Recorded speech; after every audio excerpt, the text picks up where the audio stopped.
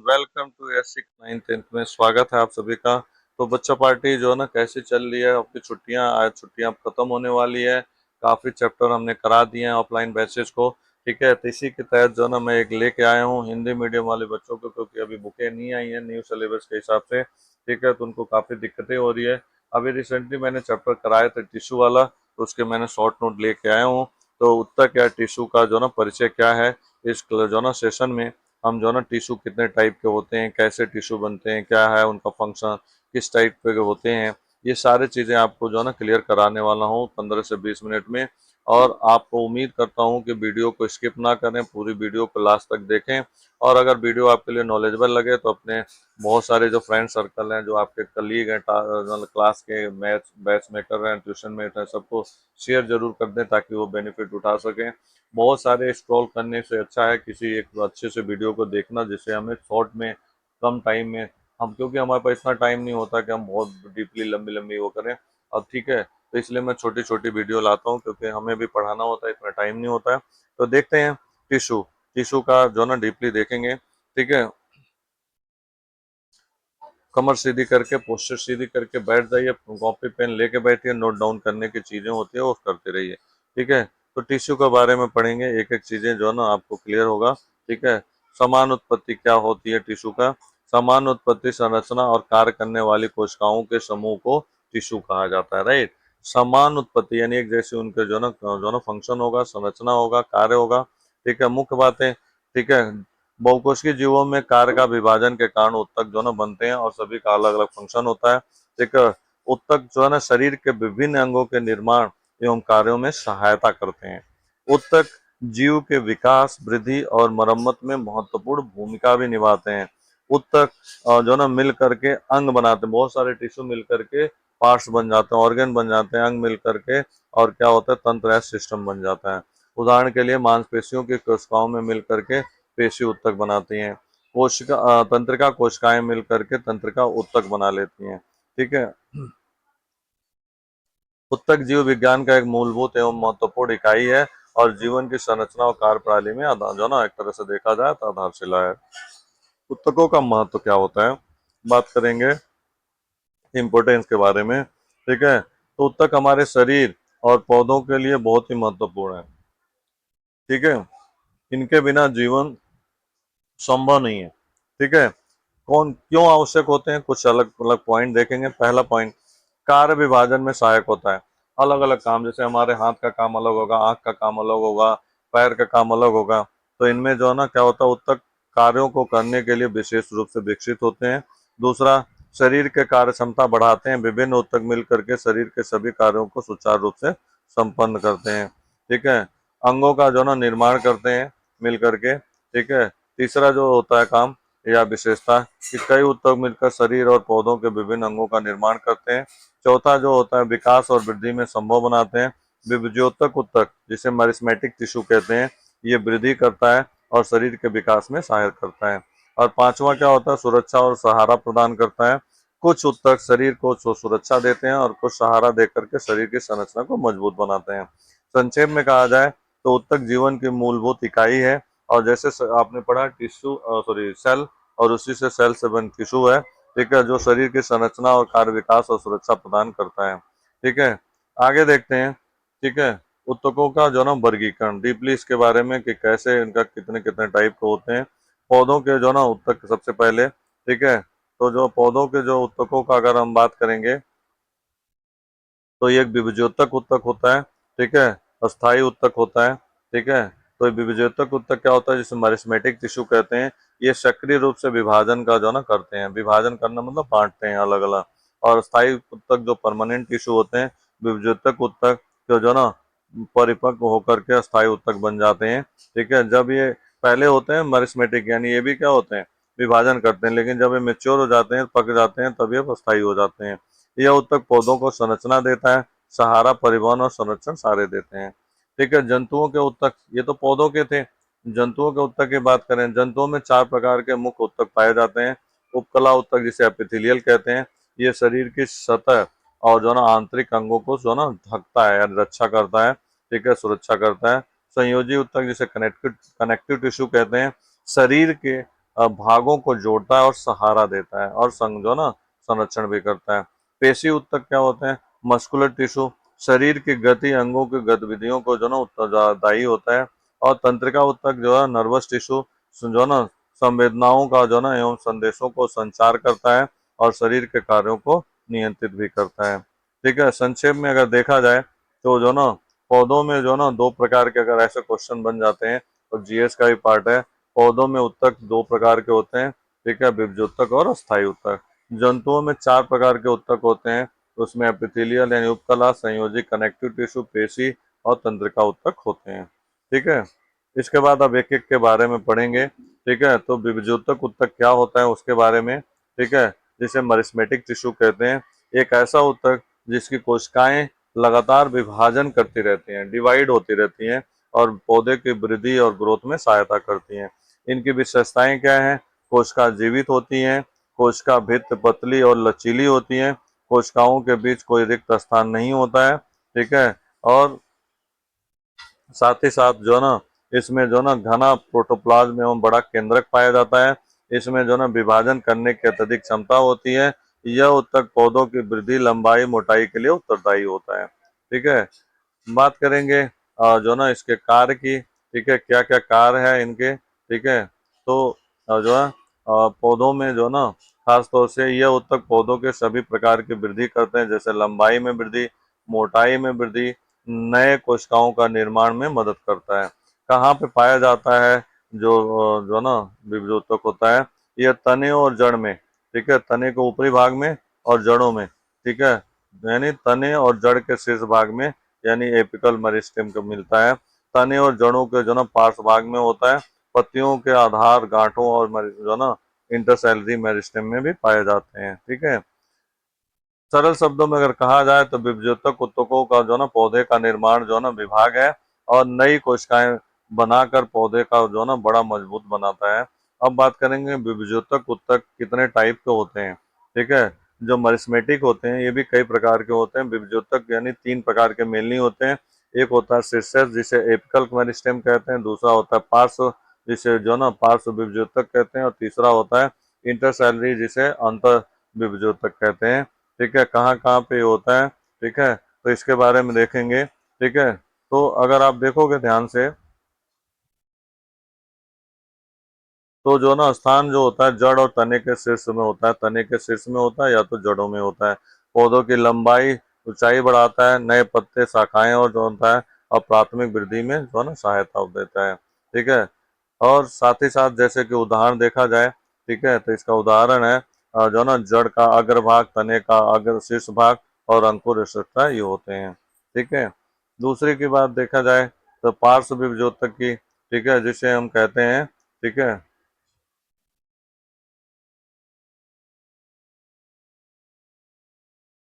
पार्श्व जो विभज्योतक इसे लेटरल मेरिस्टेम कहते हैं। यह तने और जो ना जड़ के किनारों पर जो ना होता है। ठीक है, जो ना जैसे कि ये कैम्बियम हो गया। ठीक है, इधर साइड में होगा। यानी इसके कार्य क्या होता है? पौधे की मोटाई यानी जो ना एक तरह से जो ना बढ़ाता है। ठीक है, और जो ना लकड़ी यानी वुड को जो ना एक तरह से देखा जाए तो जो बार्क होता है यानी छाल का निर्माण करता है। द्वितीयक वृद्धि यानी सेकेंडरी ग्रोथ का भी काम करता है। उदाहरण के लिए कैम्बियम और कैम्बियम दारू से तने में अलग किया जाए।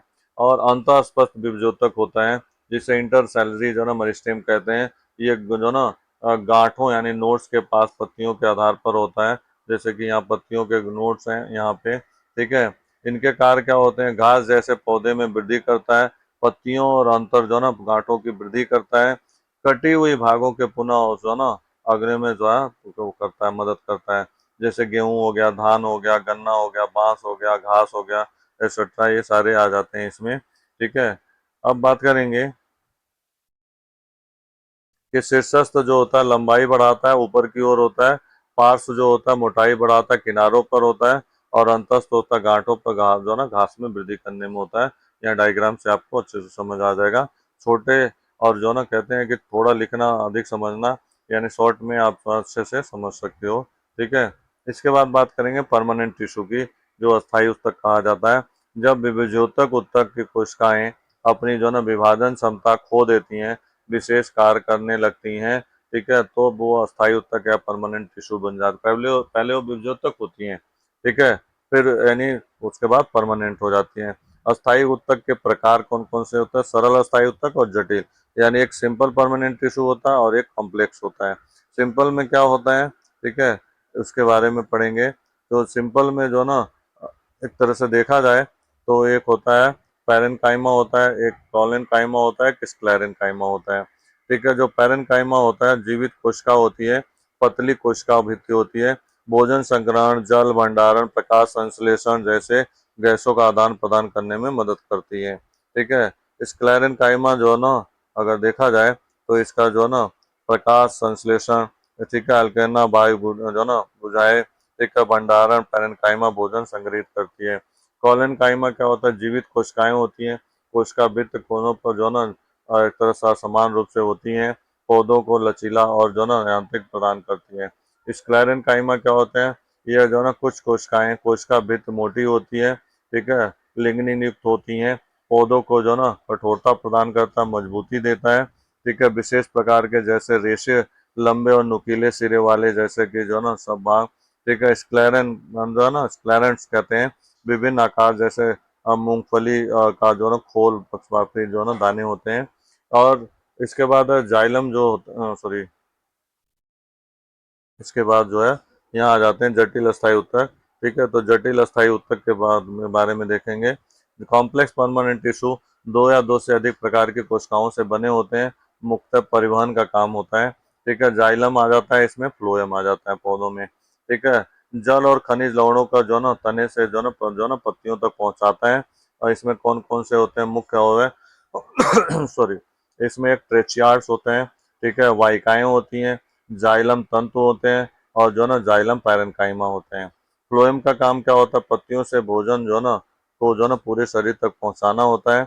इनके जो ना मुख्य अवयव कौन से होते हैं? चालिनी नलिका यानी सिव ट्यूब होता है, सहकोशिकाएं यानी कॉम्प्लेनियन जो ना सेल्स होते हैं, फ्लोएम तंतु यानी फ्लोएम फाइबर्स होते हैं, वो फ्लोएम पैरेनकाइमा होते हैं। राइट। पौधों को जो ना अगर देखा जाए तो जो है पौधों की संरचना मजबूती से सहारा प्रदान करता है, जल, खनिज और भोजन परिवहन में सहायक होता है, भोजन संग्रहण, सुरक्षा और प्रकाश संश्लेषण कार्यों में सहायता देता है। ठीक है, इसके बाद बात करेंगे सरल अस्थायी ऊतक का। सिंपल परमानेंट टिश्यू यानी परमानेंट टिश्यू का जो अगला पार्ट है, सरल अस्थायी कहा जाता है इसे। ठीक है, जो सिंपल परमानेंट होता है, ये विभज्योतक ऊतक की कोशिकाओं को अपनी विभाजन क्षमता खो देती है, यानी इसके बाद क्या होता है? सरल जो है ना यानी सिंपल परमानेंट टिश्यू बन जाती है।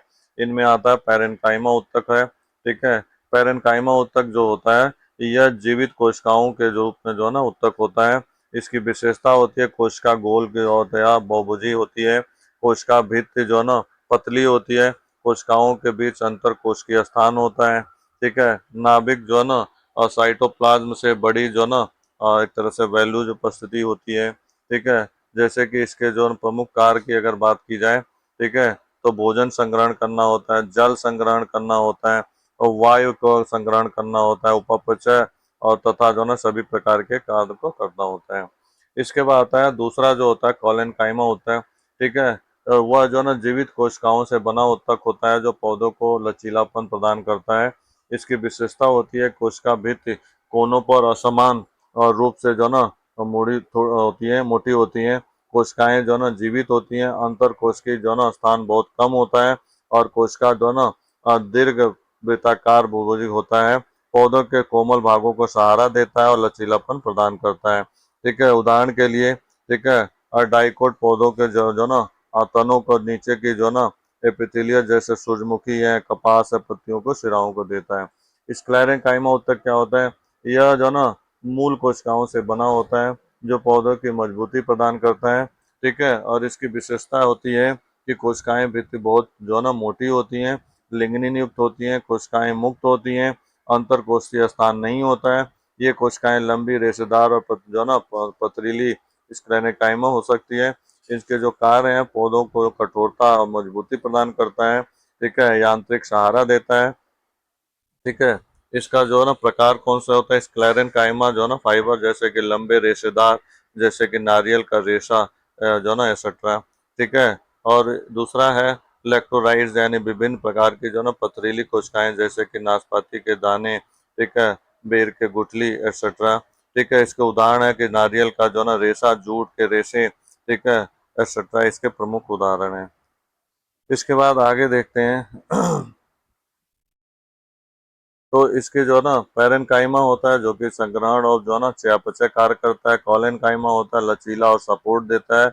और स्क्लेरेनकाइमा होता है कठोरता और मजबूती देता है। ठीक है, सरल अस्थायी ऊतक केवल पौधों में पाए जाते हैं और ये तीन प्रकार के होते हैं। पैरेनकाइमा होता है, कॉलेनकाइमा होता है और स्क्लेरेनकाइमा होता है। ठीक है, इसके बाद बात करते हैं जटिल यानी कॉम्प्लेक्स परमानेंट टिश्यू के बारे में। ठीक है, तो कॉम्प्लेक्स परमानेंट टिश्यू जो होता है ये अस्थायी ऊतक जो कि दो या दो से अधिक प्रकार की कोशिकाओं से बने होते हैं और मिल करके विशेष कार्य करते हैं, जिन्हें जटिल अस्थायी ऊतक कहा जाता है। जटिल अस्थायी ऊतक में दो प्रकार के होते हैं, एक जाइलम होता है और एक फ्लोएम होता है। जाइलम जो होता है जल और खनिज लवणों का परिवहन करता है नीचे से ऊपर की तरफ और तनों तथा पत्तियों तक ले जाता है। फ्लोएम क्या होता है, पत्तियों में बने भोजन को शर्करा को पूरे शरीर तक वापस ले यानी पहुंचाता है। एक मुख्य घटक अगर जाइलम की देखा जाए, ट्रेचियास होता है, वाइकाएं होता है, जाइलम तंतु होता है। ठीक है, और जो ना जाइलम पैरेन्काइमा होता है। ठीक है, इसी तरह से अगर इसमें देखा जाए तो इसके जो मुख्य घटक होते हैं और चालनी नलिका जिसे स्यू ट्यूब होते हैं, स्वकोशिकाएं यानी कंपेनियन सेल होते हैं, फ्लोएम, ठीक है, फ्लोएम फाइबर्स होते हैं और फ्लोएम पैरेन्काइमा होते हैं। इसके डायग्राम है, यहाँ पे आप देख सकते हो कि जाइलम तंतु है, वाइका है, ट्रेचियास है, जाइलम पैरेन्काइमा है। इसी तरह से इसमें भी आप देखोगे फ्लोएम तंतु है, ठीक है, कोशिकाएं, चलनी नलिका और फ्लोएम पैरेन्काइमा है। अगर इनके कार्य की बात की जाए तो जाइलम क्या होता है, जल तथा खनिज लवणों को ऊपर तक वो पहुंचाता है, पौधों को जो ना मजबूती प्रदान करता है और मृत कोशिकाओं के जो ना प्रमुख होता है पैरेन्काइमा। इनके कार्य देखेंगे, फ्लोएम का भोजन शर्करा का परिवहन करता है। ठीक है, ऊपर से नीचे की ओर पदार्थों को संचलन करता है, पहुंचाता है। मुख्यतः जीवित कोशिकाएं जो ना शिवाय तंतुओं का प्रदान करता है। इसके बाद बात करेंगे, ठीक है, त्वरित तुलना यानी कंपैरिजन अगर देखा जाए, ठीक है, तो इसके बारे में परिवहन क्या होता है, जल और खनिज एक दिशा ऊपर की ओर होता है। ठीक है, और जो ना भोजन दोनों यानी दोनों दिशाओं में होता है, ऊपर नीचे। और मुख्य कोशिकाएं जो ना होता है ट्रेचियास, वाहिकाएं, तंतु जो ना पैरेन्काइमा। ठीक है, चालनी कोशिकाएं जो होती हैं कोशिकाएं, तंतु पैरेन्काइमा।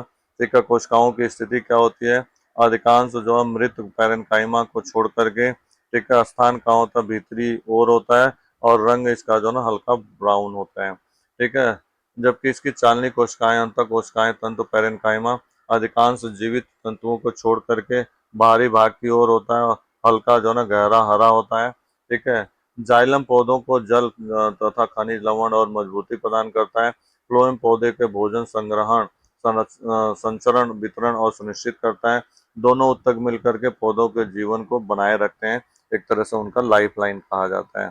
ठीक है, जैसे ह्यूमन बीइंग में क्या होता है, आर्टरीज और वेन होते हैं। जंतुओं के ऊतक के बारे में पढ़ेंगे, अभी तक आप प्लांट टिश्यू पढ़ लिया। ठीक है, अब जो है ना जंतु एनिमल टिश्यू। जंतुओं के शरीर में समान प्रकार की कोशिकाएं मिलकर के समूह बनाती हैं, विशेष कार्य करती हैं और इन्हीं को टिश्यू कहा जाता है। जंतु ऊतक के मुख्य प्रकार कौन से हैं, यानी एक एपिथेलियल उपकला, संयोजी यानी कनेक्टिव होता है, पेशी यानी मस्कुलर होता है, चौथा तंत्रिका यानी नर्वस टिश्यू होता है। जो एपिथेलियल टिश्यू होता है यह ऊतक शरीर के सतह को ढकता है और आंतरिक अंगों को जो ना सुरक्षा प्रदान करता है। संयोजी ऊतक क्या होता है, यह ऊतक शरीर के विभिन्न भागों को जो ना जोड़ता है, सहारा देता है और जो ना उनके भराव का कार्य करता है। पेशी ऊतक क्या करता है, यह ऊतक संकुचन करने शरीर के जो ना अंगों को गति देता है। ठीक है, तंत्रिका ऊतक क्या करता है, यह ऊतक उद्दीपन संग्रहण करे और जो ना दूसरे भागों तक पहुंचाता है। बात करेंगे कि इनकी विशेषताएं, जो कि एपिथेलियल ऊतक के जो विशेषताएं जो होती हैं, कोशिकाएं आपस में जो ना एक तरह से सघन रूप से जुड़ी होती हैं। अंतर कोश की पदार्थ बहुत कम या अनुपस्थित होता है। यह परतों और जो ना ग्रंथियों के रूप में पाया जाता है। इनके कार्य होते हैं सुरक्षा प्रदान करना और शोषण करना, श्रवण करना और छानना यानी फिल्टर करना होता है। संयोजी जो कनेक्टिव टिश्यू होते हैं, इनकी क्या विशेषता होती है, इनकी कोशिकाएं परस्पर दूर दूर स्थित होती हैं, अंतः कोशिकीय पदार्थ अधिक मात्रा में होते हैं और इनके जो ना इसमें रक्त, अस्थि वसा, उपास्थि, कार्टिएज आदि मिलता है। ये कार्य होता है सहारा देना, जोड़ना होता है, भरण पोषण करना होता है, ऊर्जा संचित करना होता है, परिवहन करना होता है। पेशी ऊतक में विशेषताएं क्या होती है? कोशिकाएं लंबी, पतली और फिर रेशानुमा होती हैं। इनमें संकुचन और पोषण की क्षमता होती है। इसमें अधिक मात्रा में प्रोटीन, एक्टिन मायोसिन होते हैं। कार्य होते हैं शरीर के अंगों की गति करना, रक्त संचार में सहायता करना, मुद्रा और संतुलन बनाए रखना होता है। ठीक है।